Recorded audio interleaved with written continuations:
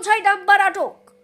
অবৈধ বালি বোঝাই ডাম্পারের বিরুদ্ধে গত রবিবার পুরুলিয়া জেলার অন্তর্গত রঘুনাথপুর এসডিএল অ্যান্ড এলআরও দপ্তরের আধিকারিকেরা অভিযানে নামে দের রাত্রে।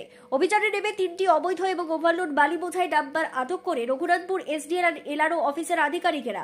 সূত্রের মাধ্যমে জানা যায়, রাতের অন্ধকারে রঘুনাথপুর এলাকার দিকে যাচ্ছিল সেই অবৈধ বালি বোঝাই ডাম্পারগুলি। তারপর রঘুনাথপুর এসডিএল অ্যান্ড এলআরও অফিসের আধিকারিকেরা ওই অবৈধ বালি বোঝাই ডাম্পারগুলি আটক করে রঘুনাথপুর থানার পুলিশের হাতে তুলে দেয়। কিন্তু প্রশ্ন রয়েই যাচ্ছে, যদি মহকুমা ভূমি ও ভূমি সংস্কার দপ্তরের আধিকারিকেরা অবৈধ বালি বোঝাই ডাম্পার ধরে পুলিশের হাতে তুলে দেন, তাহলে রঘুনাথপুর থানার কর্তব্যরত পুলিশ আধিকারিকেরা কি করছেন? রঘুনাথপুর থানার নাকের ডগা দিয়ে পারাপার হয়ে চলেছে অবৈধ ওভারলোড ডাম্পারগুলি। এই ঘটনা দেখে বোঝা যাচ্ছে এই অবৈধ বালি বোঝাই ডাম্পারগুলি রঘুনাথপুর থানার পুলিশ আধিকারিকেরা দেখেও না দেখার ভান করছে।